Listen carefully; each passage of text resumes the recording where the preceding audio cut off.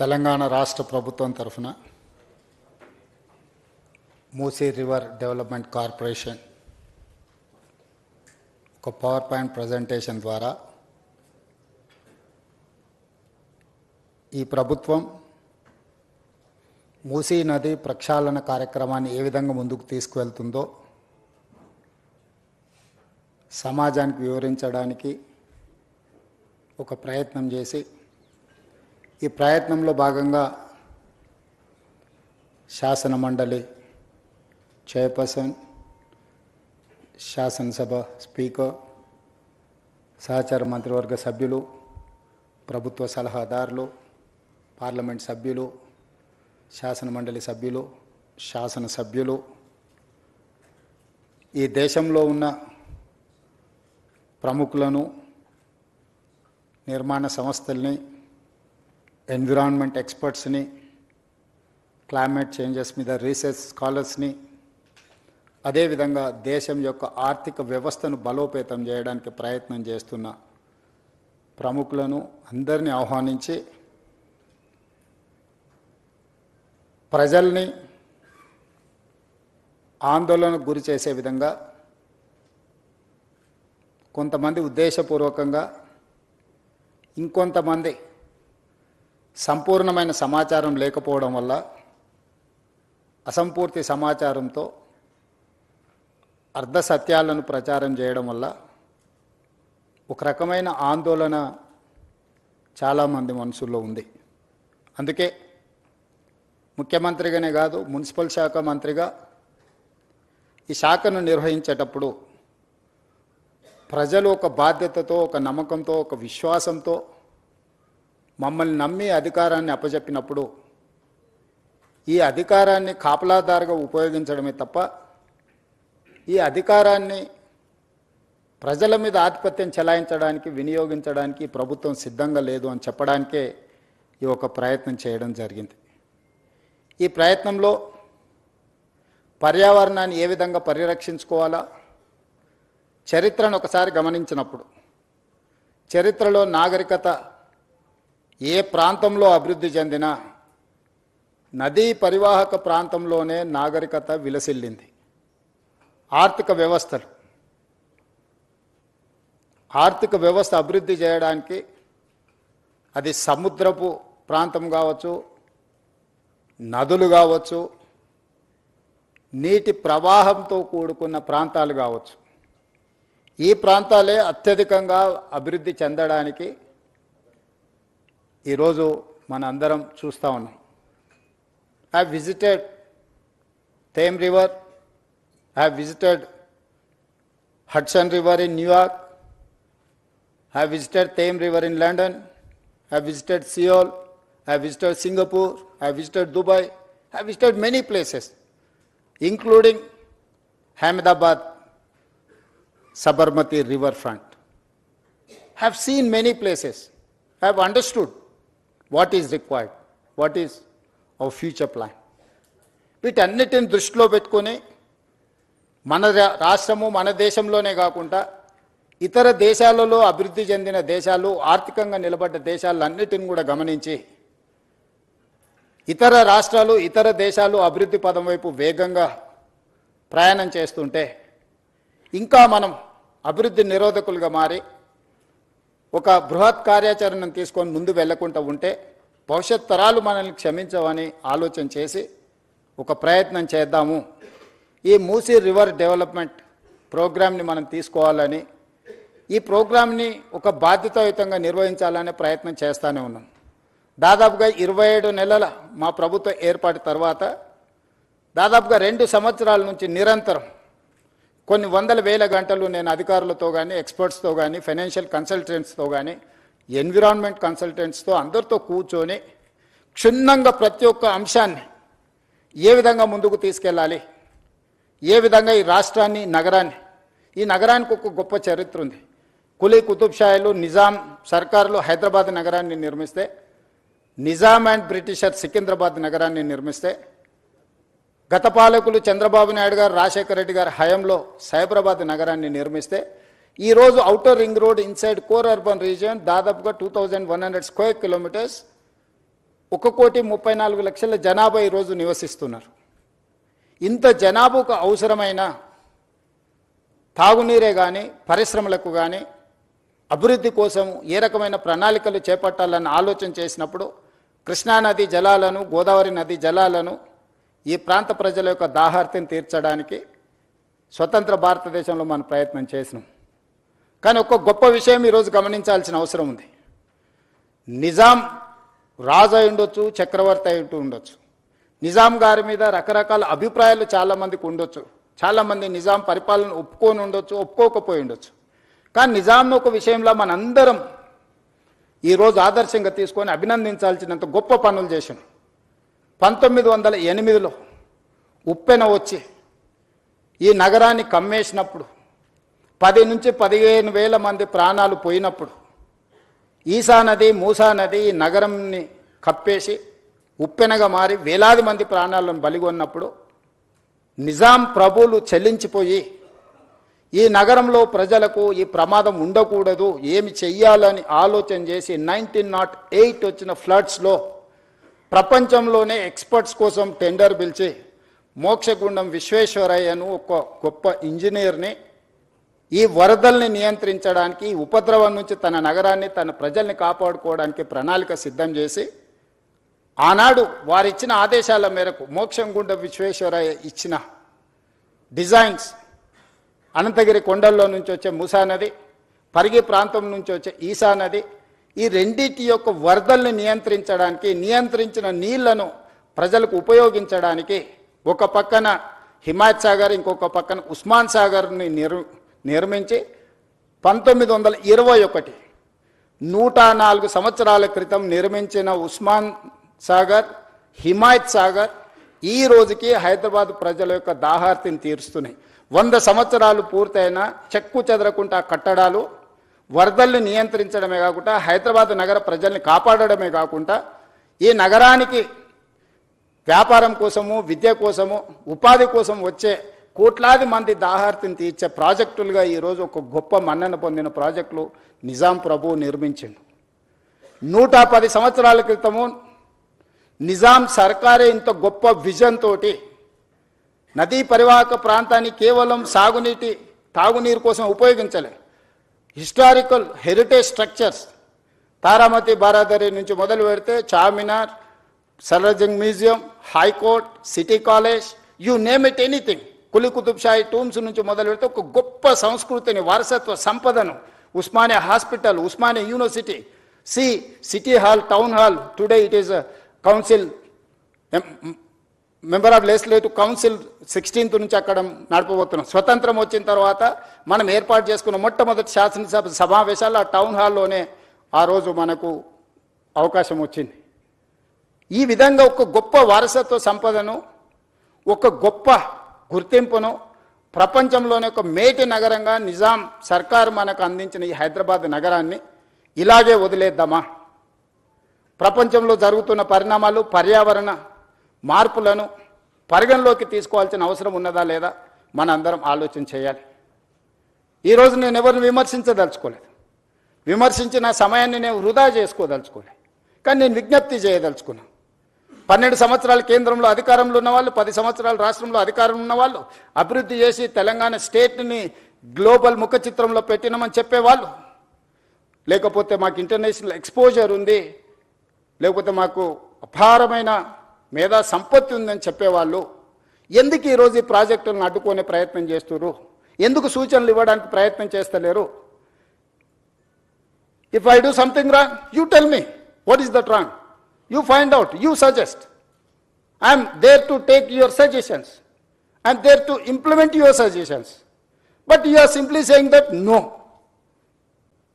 no is not solution for Musi reservation. This is what my answer. This is how I am going to react.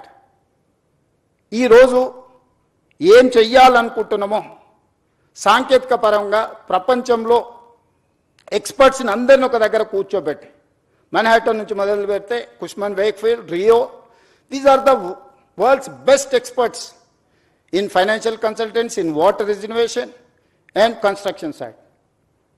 So we are paying almost 160 crores for those consultants for this project. We have not appointed this consultant just like that. We have called global tenders. We have seen everything.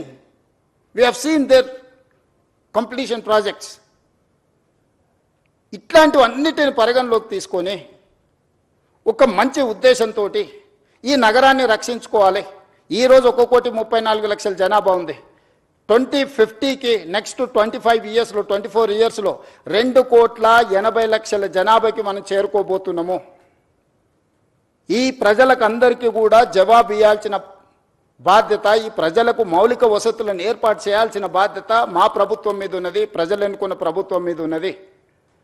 ఆనాడు చంద్రబాబు నాయుడు గారు, రాజశేఖర రెడ్డి గారు outer ring road, అంతర్జాతీయ airport, hitech city, అంతర్జాతీయ స్థాయికి సంబంధించిన Microsoft, Infosys or any other Google లాంటి సంస్థల్ని ఈ నగరానికి తేకపోయి ఉంటే ఈరోజు మన ఆర్థిక వ్యవస్థ బాగుపడి ఉండేదా? ఈరోజు ప్రపంచంలో మనకు గుర్తింపు వచ్చి ఉండేదా? 94 to 2004 TDP, 2004 to 2014 Congress, 2014 to 2024 TRS. But all we have made all policies from 94 to 2014. All these 25 years we have planned like anything. We may have a political differences, we may have a issue-based arguments, but we have not defeated our policies. There is no policy paralysis in our government. Today also I am continuing all those policies from 94 to 2024. All these 30 years, whatever the then governments have taken certain policies, the best policy, the best practice is I am continuing. The other issues, wherever I am getting some problem, wherever I am getting some feedback, I am improving my policies. I have changed my working style. You know, I am an aggressive speaker in political platform. People have seen only one face. Today I wanted to show my other face. Today I got a responsible position. I have to deliver. I cannot sit just like that. ఇంత పెద్ద బాధ్యత ఇచ్చినప్పుడు ఏమి చేయకుండా కూర్చొని 16-17 మంది ముఖ్యమంత్రులు ఉమ్మడి రాష్ట్రంలో, తెలంగాణ రాష్ట్రంలో వస్తే కొద్ది మందే గుర్తున్నారు. ఎందుకు? వాళ్ళు చరిత్రకు అవసరమైన, భవిష్యత్ తరాలకు అవసరమైన ప్రణాళికలు రచించి సరైన నిర్ణయాలు తీసుకోవడం వల్ల ఈరోజు చరిత్ర వాళ్ళని గుర్తుపెట్టుకున్నది. నిజాం పోయినా, నిజాం వారసులు లేకపోయినా ఈరోజు అభివృద్ధి అనే ప్రణాళికల మీద చర్చ చేసినప్పుడు నిజాం గురించి మనం ఎందుకు చర్చించుకుంటున్నాం? రాచరికంలో ఉన్న ఒక రాజు గురించి ఈరోజు మనం అతన్ని చర్చించకుండా మనకు చరిత్రనే లేదు. అతను నిర్మించిన వారసత్వ సంపదను వినియోగించకుండా మన అభివృద్ధి ప్రణాళికలే లేవు. Charminar, it is not symbol of Charminar, just tourism spot. He has designed everything around Charminar. You go and see special economic, he has created special economic zone. మీకు అక్కడ పర్ల్స్ మన దగ్గర ఉత్పత్తి వరల్డ్స్ బెస్ట్ పర్ల్స్ మీకు చార్మినార్ దగ్గర దొరుకుతాయి. World's best bangles Charminar దొరుకుతాయి. మీకు పత్తర్ గట్టి, కబూతర్ ఖానా, Mozamjahi market, you see everything. ప్రపంచంలో దొరికే ప్రతి వస్తువును గుల్జార్ హౌస్ నుంచి మొదలు పెడితే చార్మినార్ చుట్టూతా ఒక స్పెషల్ ఎకనామిక్ జోన్ను నిజాం సర్కార్ క్రియేట్ చేసింది. కాబట్టి ప్రపంచంలో ఏ పర్యాటకులకు వచ్చినా ఆడపిల్లలకు గాజులు కొనుక్కోవాలన్నా, లేకపోతే కన్న కూతుర్లకి మీకు పర్ల్స్ కొనుక్కోవాలనుకున్నా, లేకపోతే ఇతర ఏం కొనుక్కోవాలన్నా, ఏ రకమైన పక్షులు, జంతువులు ప్రపంచంలో ఇలాంటి పక్షిని, ఎలాంటి జంతువుని చూడాలన్నా కబూతర్ ఖానాకి వెళ్తే నువ్వు అన్ని చూడగలుగుతావు. ప్రపంచంలో పండించే ప్రతి ఫ్రూట్ని మోజంజాయ్ మార్కెట్కి వెళ్తే మనం చూడగలుగుతాం. ప్రపంచంలో ఉండే ప్రతి వస్తువును ఆ చార్మినార్ చుట్టూతా ఒక స్పెషల్ ఎకనామిక్ జోన్. సో ప్రతి అంశాన్ని నిజాం ఆ రోజు విజువలైజ్ చేసి భవిష్యత్ తరాలకు ఏం అవసరం ఉందో ఒక స్పెషల్ ఎకనామిక్ జోన్నే మనకి ఇచ్చిండు.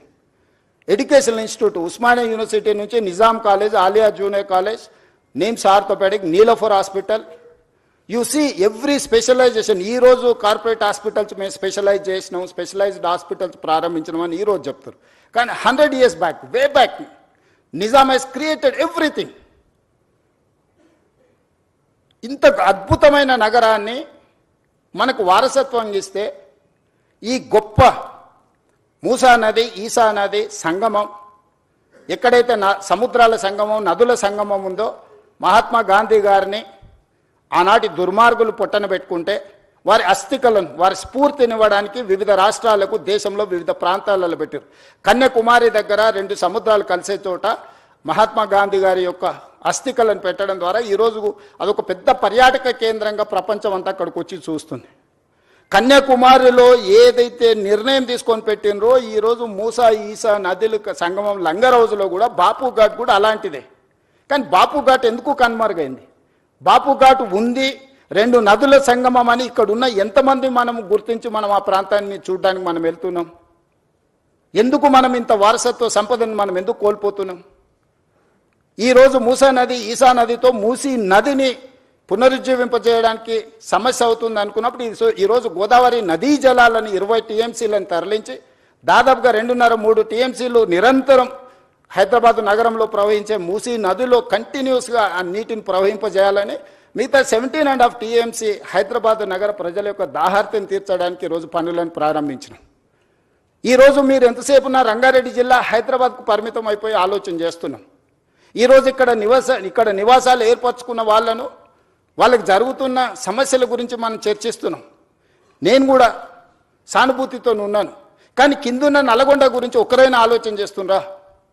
ఈరోజు ఫార్మా కంపెనీల కాలుష్యము, నగరంలో వెదజల్లుతున్న కాలుష్యం, నగరంలో ఉన్న డ్రైనేజీలు, ఆత్మహత్యలు చేసుకున్న మనుషుల కలేబరాలు, అంబర్పేటలో ఉన్న శ్మశాన వాటికలు, ఈ మూసీ నదిలో చనిపోతున్న పశువుల కలేబరాలు, ఒక విషం, ఒక కాలుష్యం, అది కాలుష్యం దాటి విషంగా మారి ఈరోజు నల్గొండ ప్రజల జీవితాలను అతలాకుతలం చేస్తుంది. ఒక స్టడీస్ ప్రకారము world health organisation has given no ఇక్కడ లివబుల్ కండిషన్స్లో ఇది నివాసయోగ్యమైన ప్రాంతం కాదు బికాజ్ ఆఫ్ ఫ్లోరైడ్ అని చెప్పి ఒక పక్కన నల్గొండ ప్రజలకు ప్రకృతే ఒక శిక్ష విధిస్తే ఈరోజు మానవ తప్పిదాల వల్ల ఈరోజు మూసీ నది పరివాహక ప్రాంతంలో ఉన్న గ్రామాలు భువనగిరి నుంచి ఆలేరు వరకు, ఆ కిందికి వెళ్తే వాడపల్లి వరకు వెళ్తే ఆ నదీ పరివాహక ప్రాంతంలో నివసిస్తున్న వాళ్లకు ఆడపిల్లలకు పెళ్లి అయితే ప్రెగ్నెన్సీ ప్రాబ్లమ్స్ ఉన్నాయి. ఈరోజు ఆ ప్రాంతంలో పిల్లనివ్వడానికి వెనక ముందు ఆలోచన చేస్తున్నారు. ఆ ప్రాంతంలో పండించే పంటలు ఈ నీళ్లను వినియోగించడం వల్ల తినడానికి ఉపయోగం లేని పరిస్థితులు వచ్చినాయి. ఆ ప్రాంతంలో పండించిన కూరగాయలు కానీ ఆ ప్రాంతంలో పండించిన పంటలు కానీ తింటే వాటి వల్ల వచ్చే సమస్యలు అనంతము. నల్గొండ జిల్లా ప్రజలకి శిక్ష అవసరం ఉందా? ఆ ప్రజల్ని కాపాడాల్సిన బాధ్యత ఎవరు? నల్గొండ ప్రజలు మన వాళ్ళు కాదా? మనతో లేరా?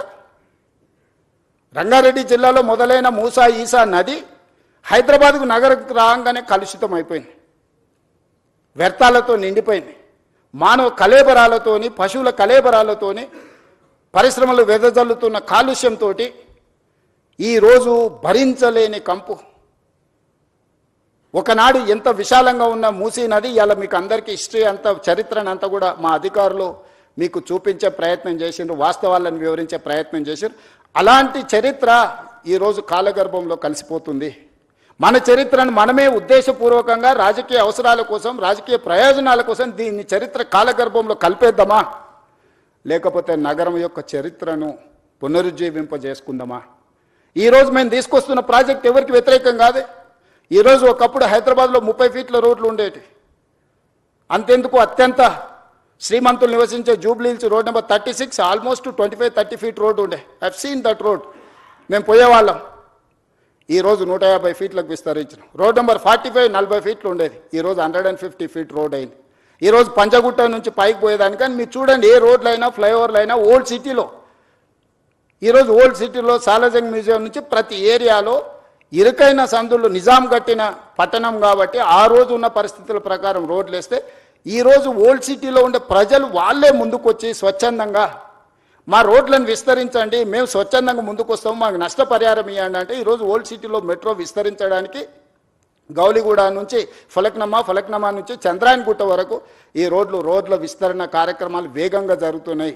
మనం మెట్రో రైలు నిర్మించుకోవడానికి ఇవాళ ఓల్డ్ సిటీలో ఉన్న పౌరులందరూ ముందుకొచ్చి, ప్రజాప్రతినిధులందరూ ముందుకొచ్చి, అక్కడ ఉన్న ఎమ్మెల్యేలు ఎంపీలందరూ ముందుకొచ్చి ప్రభుత్వానికే విజ్ఞప్తి చేసి మేము కూడా ప్రపంచంతో పోటీ పడే విధంగా అభివృద్ధి చెందాలనుకుంటున్నాం. ఇంకెంతకాలం మేము ఈ మురికి కూపంలో మేము జీవించదలుచుకోలేదు, మాకు సరైన నష్టపరిహారం ఇచ్చి మా ప్రాంతాన్ని అభివృద్ధి చేయండి అని ఆ పార్లమెంట్ సభ్యుడు, ఆ శాసనసభ్యులు ముందుకు వస్తే ఈరోజు వేలాది కోట్ల రూపాయలు అక్కడ ఈ నగర అభివృద్ధి కోసం, ఈ రోడ్ల విస్తరణ కోసం, ఎలివేటెడ్ కారిడార్ల కోసం, మెట్రో రైల్ కోసం, మిరాలం ట్యాంక్ కేబుల్ బ్రిడ్జ్ కోసం ఈరోజు మనం వేల కోట్ల రూపాయలు ఖర్చు పెడుతున్నాం. ఈరోజు మా ఆలోచన, మా ప్రభుత్వం యొక్క ఉద్దేశం ఎవరికో నష్టం కలిగించాలని కాదు. ఎవరైనా మూసి మురికి, ఇప్పుడు మీరు చూసిండ్రు ఎంత కాలుష్యం ఉందో, ఎవరైనా కోరుకొని అక్కడ జీవించాలని అనుకుంటాడా? ఏ ఆధారం లేనోళ్ళు, ఎలాంటి ఆదరణ లేనోళ్ళు, ఏ ప్రభుత్వం ఏం వసతులు కల్పించనప్పుడు ఇక చివరి మజిలీగా మూసీ నది పరివాహక ప్రాంతంలో వాళ్ళు నివసించాలనుకుంటున్నారు. అక్కడున్న దోమలు, అక్కడున్న కంపు, అక్కడున్న మురికి, వాళ్ళ పిల్లలు పొద్దున్న లేస్తే బడికి పోవడానికి బడి లేదు, వాళ్ళకు వైద్యం లేదు, ఆ పిల్లలకు ఆడుకోవడానికి చిన్న ఆట స్థలం లేదు, నివసించడానికి ఒక కుటుంబం భార్యాభర్తలు కలిసి ఉండడానికి కూడా అక్కడ వసతులు లేవు. వర్షాలు వచ్చినప్పుడు, వరద వచ్చినప్పుడు ప్రాణాలు అరిచేత పట్టుకొని అర్ధరాత్రి పూట పరిగెత్తాలి ఎక్కడికో. నిల్వ నీడ లేని వాళ్ళే ఈరోజు మూసీ నది పరివాహక ప్రాంతంలో ఈరోజు నివసిస్తున్నారు. ఇవాళ మూసీ పరివాహక ప్రాంతంలో అటొక కిలోమీటర్ ఇటొక కిలోమీటర్ మొత్తం ఆక్రమించుకొని బుల్డోజర్లు తీసుకొచ్చి మొత్తం కూలగొట్టేస్తాడు రేవంత్ రెడ్డి అంటుండు. అసలు ఏమైనా చదువుకున్న వాళ్ళు లేకపోతే లోక పరిజ్ఞానం ఉండే వాళ్ళు మాట్లాడే మాటలేనా? Why should I do all those things? Government of India, central water commission, Jal Shakti ministry, they have notified certain norms. అది నేను చేసింది కాదు, కేంద్ర ప్రభుత్వం తీసుకొచ్చిన చట్టాలు. కేంద్ర ప్రభుత్వంలో అధికారంలో ఉన్న వాళ్ళు, పార్లమెంట్ సభ్యులు ఉన్న వాళ్ళు పార్లమెంట్లో చట్టం వచ్చినప్పుడు గొప్పగా ఉందని బల్లలు జరిచి ఆ చట్టాన్ని చేస్తారు. ఆ చట్టాన్ని తెలంగాణలో ఇంప్లిమెంట్ చేస్తామంటే మేము అడ్డం పడతామంటారు. ఈ విచిత్రం, ఇలాంటి ఆలోచనలని మనమందరం నియంత్రించాల్సిన అవసరం ఉంది. మనం మాట్లాడాలి. బాగున్నది అనుకున్న వాళ్ళేం ఏమనడం లేదు, అడ్డుకోవాలనుకున్న వాళ్ళేం గట్టిగా అరుస్తున్నారు. ఈ రెండింటికున్న చిన్న తారతమ్యాన్ని ఈరోజు నదీ పరివాహక ప్రాంతాన్ని పునరుజ్జీవింపజేయడమే కాదు, నదీ పరివాహక ప్రాంతంలో ఒక సంస్కృతిని, ఒక కల్చరల్ కనెక్ట్ని, ఒక హెరిటేజ్ కనెక్ట్ని, ఒక ఎకనామిక్ జోన్ని, ఈరోజు లేక్ రిజర్వేషన్, నేను హైడ్రా తీసుకొచ్చినప్పుడు చాలామంది చాలా రకాలుగా బాధపడ్డారు, చాలా రకాలుగా శాపనార్థాలు పెట్టిండ్రు. కానీ ఈరోజు ఏ లేక్స్ అయితే మేము రిస్టోర్ చేసినామో ఆ లేక్స్ని ఈరోజు అభివృద్ధి చేసి ప్రజలకు అంకితం చేస్తున్నప్పుడు వేలాది మంది వచ్చి మన కుక్కట్పల్లి నల్లచెరువు ప్రారంభోత్సవానికి పోతే బిల్డింగ్ల మీద నుంచి వేలాది మంది, నేను రోడ్డు మధ్యలో వెళ్తుంటే ఏదో పక్క దేశంతో యుద్ధం చేసి మనం సాధించి వస్తే వచ్చినప్పుడు వెల్కమ్ చేసినట్టు, లేకపోతే వరల్డ్ కప్ క్రికెట్ గెలిచిన ప్లేయర్ వస్తే వెల్కమ్ చేసినట్టు కాలనీలో అందరు ఆడపిల్లలు పెద్దలు అందరు వచ్చి స్వాగతం పలికాను. నల్ల చెరువు 100% ఆక్రమణకు గురయ్యి ఒక కలుషితమైన ప్రాంతంగా చేస్తే ధైర్యంగా ఏమన్నా కానీ పర్వాలేదు, ఎవరు ఏమైనా అనుకోండి అని చెప్పి బుల్డోజ్ చేసినాం. బుమ్రక్ దౌలా ఈరోజు ఓల్డ్ సిటీలో మన సర్దార్ వల్లభాయ్ పటేల్ అకాడమీ ఎదురుగ్గా ఒకప్పుడు ఆ బుమ్రక్ దౌలా నిజాం కుటుంబము తాగడానికి నీళ్లకు అక్కడ మెడిసినల్ ప్లాంట్స్ పెట్టి అక్కడ వాటర్ రిస్టోర్ చేసి ఫిల్టర్ బెడ్స్ పెట్టి వాటి నుంచి తీసుకొచ్చి అక్కడి నుంచే వాళ్ళ కుటుంబానికి తాగడానికి నీళ్లు తీసుకెళ్ళి అంత గొప్ప లేక్ని మొత్తం ఆక్రమించుకోవడమే కాబట్టి కలుషితం నిండిపోయింది. వాటి అన్నిటిని క్లీన్ చేసి మన ప్రారంభోత్సవానికి పోతే నార్మల్గా ఓల్డ్ సిటీలో ఇట్లాంటి యాక్టివిటీని అసలు అలౌ చేయరు. వాళ్ళంతా యునైట్ అయ్యి ఒక రకమైన రాజకీయంగా ఒక రకమైన నిర్బంధమైన పరిస్థితులు ఉంటాయి. కానీ వాళ్ళే ముందుకు వచ్చి అక్కడ ఉండే ఎమ్మెల్యేలు, ఎమ్మెల్సీలు, ఎంపీలు అందరూ ముందుకు వచ్చి one of the best project మాకు ఇచ్చినావు, ఇంత అద్భుతంగా ఇది వస్తుందని మేము ఊహించలేదు. ఈరోజు వేలాది కుటుంబాలు ఇక్కడికి వచ్చి ఉదయం మార్నింగ్ వాక్ నుంచి ఈవినింగ్ సాయంత్రం అక్కడ జిమ్, ఓపెన్ ఎయిర్ జిమ్ పెట్టడం, మిగతా లేక్ ఎకానమీ కింద స్వయం సహాయక సంఘాలకు అక్కడ ఏర్పాటు చేయడంతో ఈరోజు ఆర్థిక వ్యవస్థ బలపడ్డది.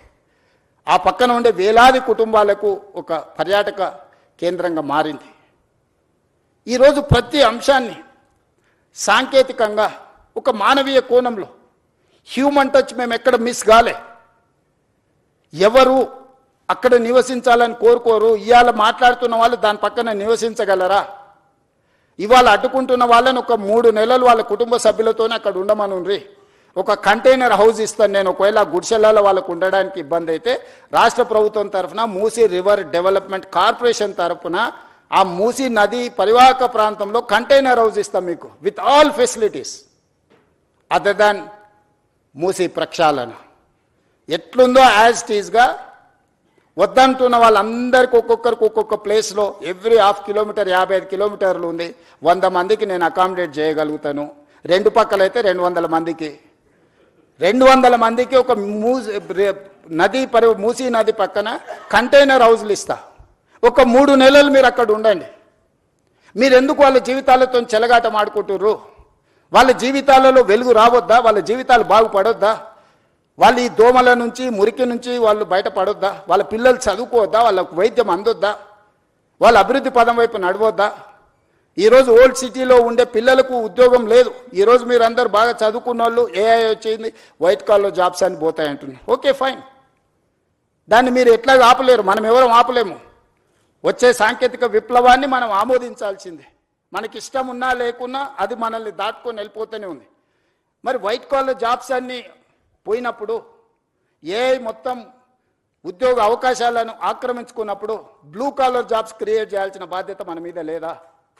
బ్లూ కాలర్ జాబ్స్ క్రియేట్ చేయకుండా, వాళ్లకు సాంకేతిక నైపుణ్యాన్ని అందించకుండా, రీస్కిల్ అప్స్కిల్ చేయకుండా, సెల్ఫ్ ఎంప్లాయ్మెంట్ క్రియేట్ చేయకుండా, మూసీ నది పరివాహక ప్రాంతాన్ని నైట్ ఎకానమీ కింద మార్చి ప్రపంచ దేశాలతో పోటీ పడకుండా, ఒక పర్యాటక క్షేత్రంగా, ఒక పర్యాటక కేంద్రంగా, ఒక ఆర్థిక వ్యవస్థగా అభివృద్ధి చేసుకోకుండా ఇంకా వెనక్కి వెళ్ళిపోదామా? రాతి యుగాల వైపు ప్రయాణిద్దామా? ఒకప్పుడు అడవుల్లో మనం ఆకుల అలాలు కట్టుకొని ఉండేది, తర్వాత కొంచెం బట్టలు కట్టుకునే కాడికి అట్లా ఇప్పుడు సూట్ వేసుకునే కాడికి ఇప్పుడు మోడర్న్ సొసైటీకి వచ్చినాం. ఇదంతా సమాజంలో పరిణామ క్రమంలో వచ్చిన అభివృద్ధి కదా. ఈ అభివృద్ధిని మనం అడ్డుకున్నామా?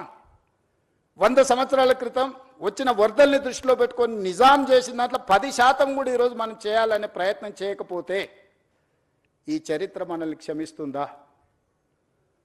ఈ చరిత్ర తిరగ రాసుకోవాల్సిన అవసరము, ఇప్పుడు రాయకపోతే ఎప్పుడు రాయలేమన్న పరిస్థితులు ఈ మేధావులకు అర్థం కావడం లేదా? ఇవాళ defence, they don't give even single inch of land, they don't allow you to see that land. Today I wanted to appreciate my army people and my defense minister. He has prepared to give 100+ acres in Bapu Gandhi Sarovar, where our army people are training, Agniveers are training there. They have decided to shift their Agniveer training camp some other place, and they are giving 100+ acres for this Gandhian ideology, where the Musi is going to come up. అంటే దేశ సరిహద్దుల్లో భద్రతగా ఉండి దేశాన్ని కాపాడే వీర సైనికులు కూడా వందలాది ఎకరాల వాళ్ళ భూములను మూసీ నది ప్రక్షాళన కోసం ముందుకొచ్చి అప్పజెప్తుంటే, ఇవి ప్రభుత్వ భూములు చాలా వరకు, లేదా ప్రభుత్వ నిబంధనలకు ప్రైవేట్ భూములు ఉన్నా ప్రభుత్వ నిబంధనలు ఉన్నాయి. ఈరోజు గండిపేట నుంచి బాపు ఘాట్ వరకు 100 మీటర్ల బెడ్ విడ్త్లో నీళ్లు ప్రవహిస్తాయి. బోత్ సైడ్ 50 మీటర్ల బెడ్ విడ్త్లో రోడ్లు, ఇన్ఫ్రాస్ట్రక్చరు, ఎకనామిక్ జోన్, ఎవ్రీథింగ్ వస్తుంది. అంటే నది సెంటర్ నుంచి లెక్క పెడితే ఇటు సైడ్ ఒక 100 మీటర్లు, ఇటు సైడ్ ఒక 100 మీటర్లు, కంప్లీట్గా 200 మీటర్ల లోపలనే నీళ్లను నియంత్రించడమే కాకుండా నీళ్లకు సరైన దారి. ఈరోజు మీరు ఎస్టీ పిల్లల పైప్ లైన్లన్నీ మూసీ నదిలో కట్టిండ్రు, మధ్యలో కట్టిరు. వరద రాగానే అడ్డుకోవడంతో ఆ నీళ్లు కాలనీలకు వస్తున్నాయి. చెత్త వేయడం వల్ల, డెబ్రీస్ వేయడం వల్ల, కన్స్ట్రక్షన్ మెటీరియల్ మొత్తం తీసుకువెళ్ళి డంప్ చేయడం వల్ల, అవి నిండడం వల్ల నీళ్ళు అక్కడి వరకు వేగంగా వచ్చి ఆగిపోతున్నాయి. ఒక దగ్గర 500 ఫీట్లు ఉంది, ఒక దగ్గర 50 ఫీట్లు ఉంది మూసీ నది. 500 ఫీట్లలో ఉండే వరద 50 ఫీట్లకు రాగానే మొత్తం నీళ్లు నిండి వెనక్కి వచ్చి కాలనీలన్నీ నీటిమయం అయిపోతున్నాయి. ఎన్ని వేల మంది నిరాశ్రయులైన, 10 లక్షల మంది పోయినసారి 2019-20లో వరదలు వచ్చినప్పుడు మొత్తం వాళ్ళ సర్వం కోల్పోయినారు. నేను ఎంపీని, ప్రతి కాలనీ నేను తిరిగి వచ్చిన. జల్పల్లిలో ఈరోజు కూడా 1st ఫ్లోర్ వరకు నీళ్ళు వచ్చి ఆగిపోయినాయి. నీళ్లు బయటికి పోవడం లేదు. జల్పల్లి ప్రాంతంలో కాలనీలు మునిగిపోయినాయి. ఈరోజు నీళ్లు మనం ఉన్న ప్రాంతాలకు వస్తలేవు. నీళ్లున్న ప్రాంతాన్ని మనం పోవడం వల్ల వాటికి దారి తెలవక అవి మన దగ్గరకు వస్తున్నాయి. నీళ్లుండే ప్రాంతాన్ని నీళ్లకు వదిలేస్తే నీళ్లు మన దగ్గరికి ఎందుకు వస్తాయి? ఈరోజు కాలనీలకు లేకపోతే సిటీలకు నీళ్లు వస్తున్నాయంటే ఆ నీళ్లు ప్రవహించే చెరువులు కావచ్చు, కుంటలు కావచ్చు, నాలాలు కావచ్చు, మూసీ నది కావచ్చు, ఆ నీటి పరివాహక ప్రాంతాలను మనం ఆక్రమించుకోవడం వల్ల all these are man made disasters. We have created all those disaster. వాటికి ఏ దారి తెలియక మన దారిలోకి వస్తున్నాయి, మన ఇంట్లోకి వస్తున్నాయి. వాటిని పకడ్బందీ ప్రణాళికతోటి మూసీ నది, ఈసా నది, గోదావరి నది నదుల త్రివేణి సంగమాన్ని తీసుకెళ్లి కృష్ణా నదిలో కలవడానికి అవసరమైన అభివృద్ధి కార్యక్రమాలు చేసినప్పుడు ఈ నదులు మన సంస్కృతిని, నాగరికతనే కాదు మన ఆర్థిక ప్రయోజనాన్ని చేకూర్చడానికి, ప్రపంచంలో మన గౌరవాన్ని పెంచడానికి ఉపయోగపడుతుంది. ఈరోజు మూసీ నది పునరుద్ధరణ కార్యక్రమం బ్యూటిఫికేషన్ లేకపోతే లూటిఫికేషన్ అని కొంతమంది తెలివితేటలన్నీ ప్రదర్శించి ఏదైతే మాట్లాడుతుందో, గాంధీ స్టాచ్యూకే 5,000 కోట్లు ఖర్చు పెడుతున్నారు అన్నారు. Hardly we're spending for Gandhi statue 70 crores, maybe I don't know exact calculation, 70-75 crores. They have spent 220 crores for Ambedkar statue. We have not opposed for that. Yes, we need Ambedkar ideology. At the same time, we need Gandhian ideology. Yes, conquer one country without any violence, with peace. He won one war. ప్రపంచంలో ఒక యుద్ధాన్ని శాంతితోని గెలవచ్చని ప్రపంచానికి గొప్ప సందేశం ఇచ్చిన వ్యక్తి ఎవరంటే మహాత్మా గాంధీ. ఒక దేశం యొక్క స్వతంత్రాన్ని శాంతి ద్వారా సాధించిన వాళ్ళు ఈ భూమి మీదనే పుట్టలేదు ఇంతవరకు. ఈ ప్రపంచంలో ఎవరికి అంత గొప్ప చరిత్ర లేదు. 30 సంవత్సరాలు బ్రిటిషర్స్కి వ్యతిరేకంగా పోరాటం చేస్తే గాంధీ మీద కూడా లాఠీ ఎత్తలే. కానీ స్వతంత్రం వచ్చిన 6-7 నెలలనే కొంతమంది బుల్లెట్తో పొట్టన పెట్టుకున్నారు గాంధీని. వాళ్ళు కూడా నీతులు చెప్తారు, ఇంకా నేనేం చెప్పాలి? అందుకే ఈరోజు మీ అందరికీ నా విజ్ఞప్తి ఒకటే, ముందుకెళ్ళడానికి సూచన చేయండి. ఏ పేదవాడికి అన్యాయం జరగని, ఏ పేదవాడిని నిరాశ్రయం చేయం. ఈ ప్రభుత్వం పేదలకు ఇబ్బంది కలిగించడానికి, ఈ ప్రభుత్వం పేదలకు నష్టం కలిగించడానికి, లేకపోతే ఈ ప్రభుత్వం కొంతమంది రియల్ ఎస్టేట్ సంస్థలతో ఆర్థిక ప్రయోజనాల కోసం పనిచేయడం లేదు. ఈ ప్రభుత్వం మన నగరాన్ని, మన రాష్ట్రాన్ని గొప్ప అభివృద్ధి చెందిన నగరంగా, గొప్ప ఆర్థిక రాష్ట్రంగా నిలబెట్టాలనుకుంటున్నాము. ఇందులో మనం అందరం భాగస్వాములము. ఈరోజు మనం చేయబోయే పని 100 సంవత్సరాల క్రితం నిజాం చేసిన పనుల్ని ఈరోజు మనం ఆస్వాదిస్తున్నాము. ఈరోజు మనకు తాగడానికి నీళ్ళంటే గండిపేట వైపు చూడాలి, హిమాయత్ సాగర్ వైపు చూడాలి. పిల్లలు పర్యాటక క్షేత్రానికి వెళ్ళాలనుకుంటే గండిపేట హిమాయత్ సాగర్ దగ్గరికి వెళ్ళాలి. 100 సంవత్సరాల క్రితం వారసత్వ సంపదను నిజాం అందించిన కాబట్టి చార్మినార్ చూడడానికి వెళ్తున్నాము. అంతకంటే ముందున్న గోల్కొండ దగ్గరికి వెళ్తున్నాము. లేకపోతే హైకోర్టు ఈరోజు ఎక్కడున్నది, ఉస్మానియా హాస్పిటల్ ఎక్కడున్నది, సిటీ కాలేజ్ ఎక్కడున్నది, సాలార్జంగ్ మ్యూజియం ఎక్కడున్నది, నిజాం కాలేజ్ ఎక్కడున్నది, ఇవన్నీ గొప్ప వారసత్వ కట్టడాలు చరిత్రతో పాటు ఒక నాలెడ్జ్ హబ్గా క్రియేట్ చేసింది కాబట్టి ఈరోజు మనం గొప్పగా రాణించగలిగినాము. మనం వచ్చిన తర్వాత గొప్పగా కట్టుకున్నది ఒకటి చెప్పండి. 75 సంవత్సరాల స్వతంత్ర భారతంలో అద్భుతమైన కట్టడం, చరిత్రలో మనకు పేరు తెచ్చిపెట్టగలిగిన కట్టడం ఒక్కటైనా మనం కట్టుకోగలిగినమా?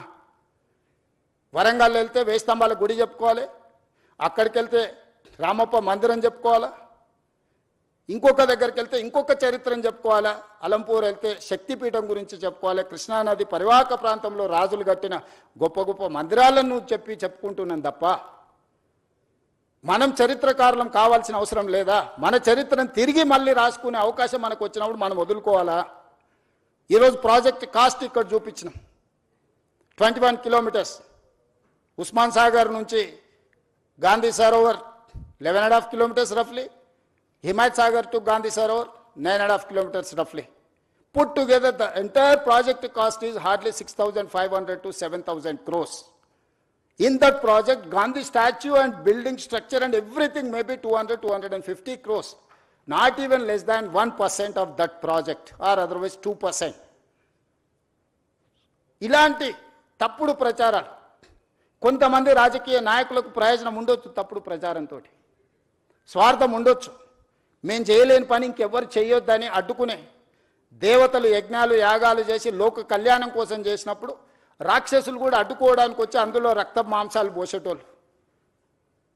శుక్రాచార్యుడు, ఆయన శిష్యులు మారీచుడు, సుబాహుడు, దేవతలు యజ్ఞాలు యాగాలు చేసినప్పుడు శుక్రాచార్యుడు ఆయన శిష్యులు వచ్చి ఈ యజ్ఞాలను భగ్నం చేసి లోక కళ్యాణం జరగొద్దని రక్త మాంసాలను ఆ యాగంలో వీళ్ళు నెయ్యి పండ్లు ఫలాలు వీళ్ళేస్తే పైనుంచి వాళ్ళు రక్తం మాంసాలు అందులో పోస్తారు. అయినా దేవతలు యజ్ఞాలు యాగాలు మానలేదే. ఆ మారీచుడే కదా సీతమ్మను ఎత్తుకుపోవడానికి రావణాసురుడి మేనమామ మారీచుడు. మేనమామను రావణాసురుడు కోరుకుంటే మారీచుడు మాయలేడి రూపంలో వచ్చి సీతను ఎత్తుకోవడానికి పోతే రాముడి చేతిలో మారీచుడు పోయిండు, సుబాహుడు పోయిండు, రావణాసురుడు పోయిండు, అందరు పోయిండు. లోక కళ్యాణం కోసం మంచి పనులు చేపట్టినప్పుడు సహకరించుకోవడానికి మీకు మనసు రాకపోతే పర్వాలేదు, అడ్డుకునే ప్రయత్నం చేయకండి దయచేసి. దయచేసి ఈ ప్రభుత్వం ఓపెన్గా మిమ్మల్ని వెల్కమ్ చేస్తుంది. రేపు శాసనసభలో కూడా ఇది చర్చకు పెడతాను. శాసనసభలో మీరు వీలైనంత మేరకు సలహాలు సూచనలు ఇవ్వండి ముందుకెళ్ళడానికి. ఇంకా మీకున్న అనుభవాన్ని, మీరు ప్రపంచంలో చాలా చదువుకొని వచ్చారు, గొప్ప గొప్ప యూనివర్సిటీలలో చదువుకున్నామంటూ. నేను గవర్నమెంట్ స్కూల్లోనే చదువుకొని వచ్చిన, నేను గవర్నమెంట్ స్టూడెంట్ని. నేను ప్రభుత్వ పాఠశాలలో చదువుకున్న మధ్యతరగతి వ్యవసాయ కుటుంబం నుంచి వచ్చిన వాడిని. నేను చూసి నేర్చుకున్నది అమలు చేయడానికి ప్రయత్నం చేస్తున్నా. నాకు గొప్ప విద్యలేం రావు, కానీ చూస్తే నేర్చుకోగలిగిన తెలివితేటలు ఉన్నాయి నాకు. అందుకే ప్రపంచంలో ఉన్న అభివృద్ధిలో నేను చూసి వచ్చిన. సేయింగ్ ఇస్ బిలీఫ్ అంటారు, నకల్ మారనేకి వెళ్ళి అకల్ రెహనా అంటారు. ఇన్ని ప్రాజెక్టులను చూసినాము, కనీసం వాటి నకలు కొట్టినా కూడా ప్రపంచంలో ఒక గొప్ప అద్భుతమైన కట్టడాన్ని మనం కట్టవచ్చు. దీనికోసం పెద్దగా సైంటిస్ట్ కావాల్సిన అవసరం లేదు, కామన్ సెన్స్ ఉంటే సరిపోద్ది. అది కూడా లేకుండా మాట్లాడితే ఇంకా నేను చేయగలిగింది ఏముంది, జాలిపడడం తప్ప. నాకున్న అవకాశం ఏంది, మీరందరు సలహా చేయండి, మీరందరు తీర్మానం చేయండి. వద్దు ఈ ప్రాజెక్ట్ ఆపేద్దామంటే I don't have any issues. మీ అందరికి ఇష్టం లేని అభివృద్ధి నేను ఎందుకు చేస్తాను? ఈ అభివృద్ధిని చేసి నేనేం నాతో పాటు తీసుకెళ్లేదు ఉందా? లేదే. ఆర్టీజీఎస్ కూడా లేదు పైకి పోయినప్పుడు ట్రాన్స్ఫర్ చేసుకోవడానికి. పోస్ట్ డేటెడ్ చెక్స్ ఇచ్చినా కూడా పైన పోయినాక ఎన్కరేజ్ చేసుకోవడానికి ఏం లేదు. ఏం చేసినా ఇక్కడనే వదిలేళ్ళాలి, ఏం సంపాదించినా ఇక్కడనే వదిలేళ్ళాలి. మీరు అందరు ఎవరన్నా ఏమన్నా ఫెసిలిటీ ఉంది భవిష్యత్తులో వస్తుంది అనుకుంటారేమో. చంద్రమండలం పోవడానికి అవకాశం ఉంది కాబట్టి సంపాదించింది పైకి పోయినప్పుడు ఆర్టీజీఎస్ కింద బదిలీ చేసుకోవచ్చు అని. I don't think so. A technology వచ్చినా అది అసాధ్యము. మనం చేసిన మంచి ఇక్కడే ఉంటుంది, మనం చేసిన చెడు ఇక్కడే ఉంటుంది. కాకపోతే మంచికైనా చెడుకైనా నేను మంచికి ప్రతినిధిని కావాలనుకుంటున్నా. రెండు మంచి పనులు చేయడం ద్వారా ఈ సమాజానికి ఉపయోగపడితే నాకు ఇచ్చిన అవకాశాన్ని సార్థకత చేకూరుతుంది అని యంగ్ ఏజ్లో ఒక వ్యవసాయ కుటుంబం నుంచి, గ్రామీణ ప్రాంతంలో నుంచి చదువుకొని వచ్చిన నాకు ప్రజలు ఇంత ఒక గొప్ప అవకాశాన్ని ఇచ్చారు. తెలంగాణ రాష్ట్రానికి 2వ ముఖ్యమంత్రిగా. చాలామందికి రాజకీయాలలో ఉండే వాళ్ళకి సర్పంచ్ నుంచి పార్లమెంట్ వరకు ఉన్న ప్రతి ఒక్కరికి ఒక ఆలోచన ఉంటుంది, ఒక్కసారైనా ముఖ్యమంత్రి అయితే బాగుండని. కానీ నాకు దేవుడు 2వ ముఖ్యమంత్రిగా అవకాశం ఇచ్చిండు. 2 సంవత్సరాల 3 నెలలు చాలా మంచిగా పూర్తి చేసిన, ప్రణాళికలు సిద్ధం చేసిన. దేవుడిచ్చిన అవకాశాన్ని నేను వృధా చేయదలుచుకోలే. నేను స్ట్రాంగ్ ప్రాక్టీసింగ్ హిందూ. నేను ఫిలాసఫీని నమ్ముతా, కర్మ సిద్ధాంతాన్ని నమ్ముతానే. I respect other religions, but I follow my religion. నేను ప్రాక్టీసింగ్ హిందూని. ప్రాక్టీసింగ్ హిందూ అని అంటే కర్మ సిద్ధాంతాన్ని, మంచిని మంచు, చెడుని చెడు అనడమే ప్రాక్టీసింగ్ హిందూ యొక్క లక్షణం.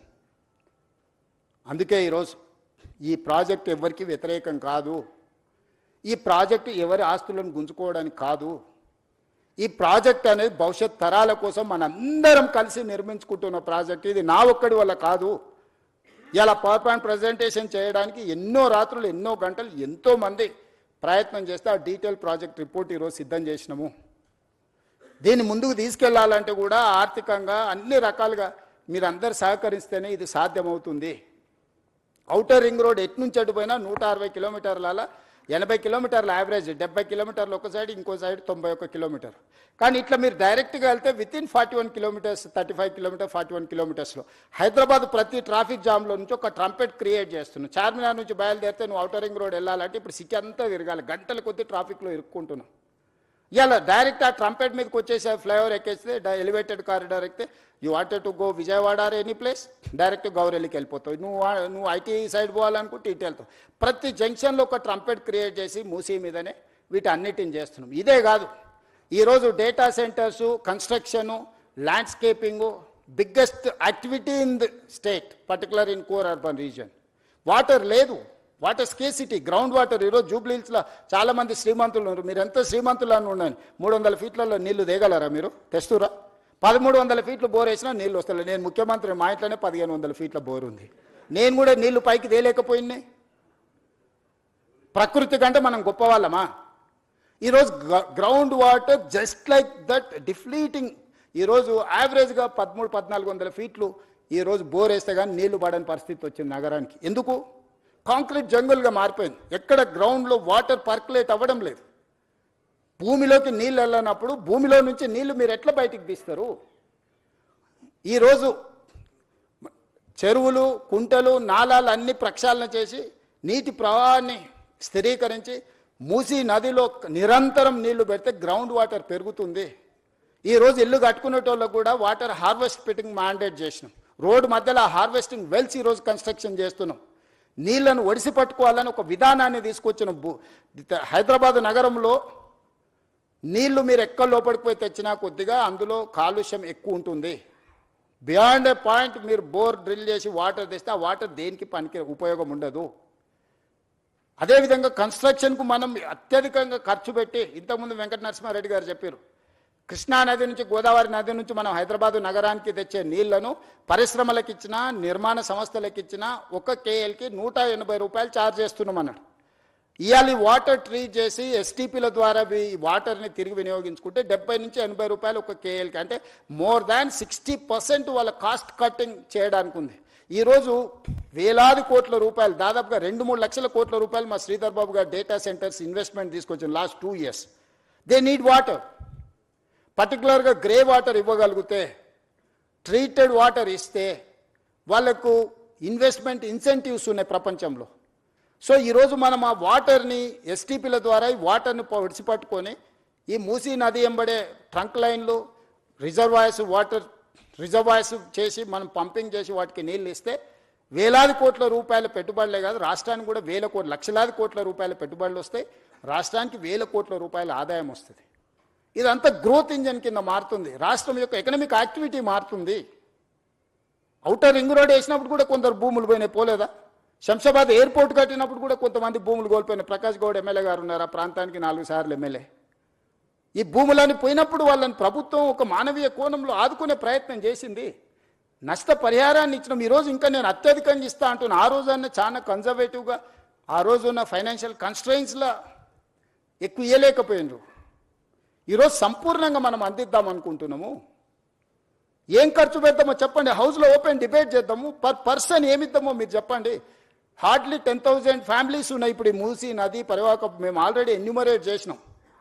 4 నెలలు ఇంటింటికి వెళ్ళి ప్రతి దగ్గర ఆ ఇంటి వివరాలు అన్నీ రాసుకొచ్చి డేటా కలెక్షన్ చేసిన 4 నుంచి 5 నెలలు కొన్ని వందల మంది అధికారులను మూసీ నది పరివాహక ప్రాంతంలో ఉన్న పేదల యొక్క వివరాలు అన్నీ సేకరించిన.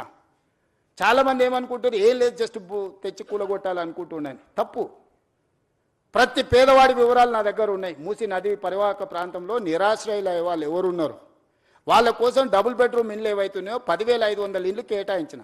అయితే వాళ్ళు ఒక కన్సర్న్ ఎక్స్ప్రెస్ చేశారు. మాకు ఇక్కడ ఉపాధి ఉన్నది, మేము చిన్న చిన్న పనులు చేసుకుంటాం, మేము ఇళ్లలో పని చేసుకుంటాం, మమ్మల్ని తీసుకెళ్ళి అక్కడెక్కడో వేస్తే మాకు ఈ పని పోతుంది, మాకు ఉపాధి పోతుందని నాకు సానుకూలంగా అనిపించింది. అందుకే ఎక్కడికక్కడ ఏరియాలు ప్రభుత్వ భూములలోనే వాళ్ళకి ఇండ్లు కట్టి ఇవ్వాలని ఈరోజు మా బట్టి విక్రమార్క గారు ఆ సంఘాలు వస్తే జన ఆందోళన సంఘంతో కూర్చొని వాళ్ళకి హామీ ఇచ్చిండు. ఈరోజు అంబర్పేట ఎమ్మెల్యే, అంబర్పేటలో 150 ఎకరాల భూమి ఉంది. ప్రభుత్వ కార్యాలయకు, పోలీస్ అకాడమీ ట్రైనింగ్కి పోను. ఆ అంబర్పేట శాసనసభ నియోజకవర్గంలో మూసీ నది ఒడ్డున ఉన్న వాళ్ళందరినీ 20-25 ఎకరాలలో అక్కడ వాళ్ళకి ఇళ్లతో పాటు పాఠశాల కట్టి వైద్య సదుపాయాలు అందించి వాళ్ళకు ఒక క్వాలిటీ ఆఫ్ లైఫ్ని ఇవ్వాలని ఈరోజు మేము ప్రణాళికలు చేస్తున్నాం. ఈ పరివాహక ప్రాంతంలో ఎక్కడెక్కడైతే ప్రభుత్వ భూములు ఉన్నాయో ఆ భూముల్లోనే వాళ్ళకు నివాస స్థలాలు ఏర్పాటు చేయడమే కాకుండా వాళ్ళ పిల్లలకు చదువుల కోసం పాఠశాల, వాళ్ళకు వైద్యం అందించి ఆ పక్కనే వాళ్ళకు ఉపాధి కల్పించడానికి ప్రయత్నం చేస్తాం. असदुद्दीन ओवैसी गाరు అక్బరుద్దీన్ ఓవైసీ గారు వాళ్ళు మాట్లాడినారు, వాళ్ళ ఎమ్మెల్యేలు బలాల గారు ఎమ్మెల్యేలు అంతా మాట్లాడినారు. सर आप ये हमारे जितने भी लोग हैं यहाँ छोटे मोटे काम करके जी लेते हैं, उन लोगों को आप दूर दूर लेके गए तो मुश्किल हो जाएंगे, हमारे लिए तकलीफ है. उनके सुझाव हम लिए. आने वाले दिनों में हम जहां वहां जो असेंबली एरिया में जो मूसी के अगल बगल में जितने भी लोग हैं वहां का वहीं हम लोग उन लोगों को जगह ढूंढ कर घर बना के देंगे. हम लोग हम क्यों ऐसी सड़क पे छोड़ेंगे, हम उनके परिवार है. वो सब लोग चाहे तो मैं मुख्यमंत्री बने, उन लोगों को दुखी देने के लिए नुकसान करने के लिए हम मुख्यमंत्री नहीं बना. मैं उन लोगों को वो मेरा मुझे चाहता है वो लोग दुआ दिए वो लोग, इसीलिए आज मुख्यमंत्री 2 साल मैं कामयाब हो गए. उन लोगों को क्यों मैं नुकसान पहुंचाने के लिए मैं कोशिश करता हूं? क्या दुश्मनी है उन लोगों से, गरीब लोगों से मेरा क्या दुश्मनी है? मैं बड़े बड़े बंगले में फार्म हाउस में नहीं रहता हूं, मैं भी झोपड़ियों में घूमते रहता हूं, हमेशा गरीबों से मिलजुल के रहता हूं. उन लोगों के तकलीफ, उन लोगों के दिल का धड़कन मैं समझ सकता हूं. उन लोगों के दुखी को दूर करने के लिए मैं कोशिश करूंगा. मैं कुछ चाहे तो बैठकर बात करूंगा. मेरा पूरा सिस्टम खड़ा हुआ है उन लोगों की मदद के लिए.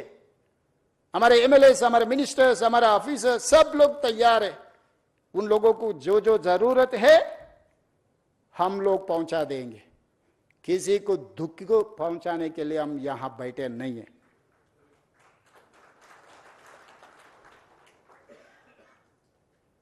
लोग समझ रहे होंगे अरे यहां पर कुछ बना है, अरे रेवंत रेड्डी जी रियल एस्टेट के लिए सोचता है. हां जरूर सोचता हूं, क्यों नहीं. रियल एस्टेट मेरे घर पे कुछ लाने वाला नहीं है. 1000 लाखों कारीगरों को काम मिलने वाला है, इन्वेस्टमेंट आने वाला है. जीसीसी सेंटर बनाना है तो बड़े बड़े मंजिल बनाना है, 60-70 फ्लोर्स का मंजिल बना रहे. कौन करना है ये इंफ्रास्ट्रक्चर? मैं तैयार करना है ना.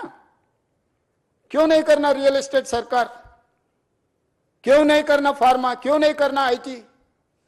क्यों नहीं करना टूरिज्म? क्यों नहीं करना एंडोमेंट टूरिज्म? क्यों नहीं करना मेडिकल टूरिज्म? ये सब सरकार की जिम्मेदारी है. ये लोग भूल जा रहे हैं. परिवार के लिए फार्म हाउस बना लिए तो सब कुछ हो गया बोल के कोई समझे तो वो उनका सोच है. मैं क्या कर सकता हूं? मैं कुछ बोलने के लिए भी यहां नहीं है. मेरा सोच अलग है भाई. मेरा सोच गरीबों के साथ है. पैसे हैसो वाले इधर पसंद नहीं है तो सिंगापुर जाएंगे, सिंगापुर समझ में नहीं आया तो पहले दुबई जा रहे थे. 15 दिन से सब दुबई से फिर इधर आ रहे. देखो हकीकत. पहले बोल रहे थे अरे हैदराबाद क्या है, हैदराबाद है, दुबई देखो. अभी बोल रहा है भाई Hyderabad is safest place. Why? Because when war was going on, operation Sindoor, India Pakistan, that time you have organized Miss World in Hyderabad with safe. So Hyderabad is safest place for any person. ఈ రోజు ప్రపంచం అంతా మన వైపు చూస్తుంది. మనము తప్పిదాల వైపు చూడొద్దు. ఎక్కడైనా చెడు ఉంటుంది. ఆ చెడును మనము తొందరగా అట్రాక్ట్ చేస్తుంది. Social media double edged weapon. Positive నిజము గడప దాటక ముందే అబద్ధం ఊరంతా తిరిగి వస్తుందని వెనకటికి పెద్దలు చెప్పారు. ఈరోజు అబద్ధాలు చెప్పడానికి నెలకు 5 కోట్లు ఖర్చు పెడుతున్నారు అక్రమ సంపాదనను కొంతమంది. నేను ఇవన్నీ చెప్తే మా బట్టి విక్రమార్క గారు అంటారు అరే నీ ఆలోచనలు మంచుకున్నాయి, నీ పనులు బాగున్నాయి, నువ్వెందుకు చెప్పవు అంటాడు. నాకు దీని మీదనే సమయం సరిపోతుంది. రోజుకు 18 గంటలు. ఇది ఒక మీరు సొంత ఇల్లు కట్టుకుంటే ఒక 2000 స్క్వేర్ ఫీట్ సొంత ఇల్లు కట్టుకున్నా ఒక 3000 స్క్వేర్ ఫీట్ అపార్ట్మెంట్ ఇంటీరియర్ చేసుకోవడానికి మీకు ఎన్ని రోజులు పడుతుంది? మీ ఇంట్లో మీ సతీమణితో మీకు ఎన్ని తిట్లు పడుతున్నాయి ఉన్న వాళ్ళందరికీ తెలుసు కదా. కిచెన్ అట్లా లేదు, డ్రాయింగ్ ఇట్లా లేదు, డైనింగ్ అట్లా లేదు, బెడ్రూమ్ ఇట్లా లేదని ఇంత పెద్ద ప్రాజెక్టును ఒక కాన్సెప్ట్ను కన్సీవ్ చేసి 0 to 100 చేయాలంటే ఎన్ని గంటలు మేము పనిచేసి ఉంటాం? ఇన్ని గంటలు చేసేటప్పుడు పేదవాడి బాధను మేము అర్థం చేసుకోకుండా చేస్తామా? పేదవాళ్లతో మాకున్న శత్రుత్వం ఏంది?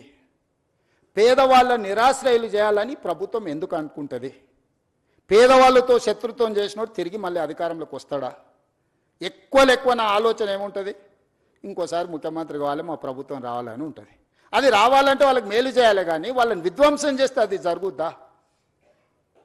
ఎవరైనా కామన్ సెన్స్ ఉన్న any politician is going to commit such type of activity?